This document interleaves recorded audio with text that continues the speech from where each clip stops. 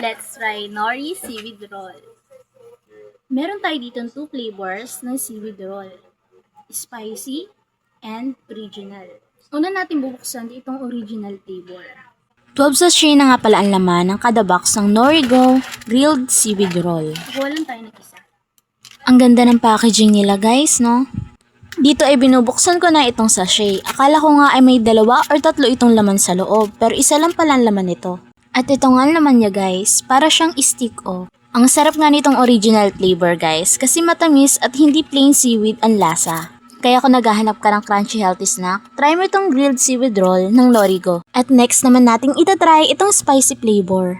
Isa nga lang kinuha ko muna dito sa video na ito dahil titikman lang muna natin siya. Kumakain naman ako ng maanghang guys, pero itong isa hindi ko kinaya yung anghang kaya nasamid ako at inubo sa sobrang anghang. Halos parehas nga lang sila ng lasa guys. Ang pinagkaiba lang maliban sa maanghang ito, hindi mo masyado malalasahan yung tamis, di katulad ng original flavor.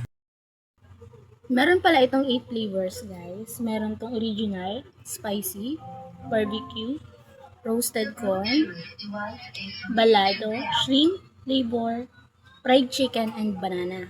Pero ang natingnan ko lang ngayon is spicy flavor at saka yung original. Ang nagustuhan ko nga dito sa dalawa ay itong original, pero kung mahilig ka sa maanghang, try mo itong spicy nila, kaso nga lang nakakasamid sa anghang. So ayan lang guys, and thank you for watching!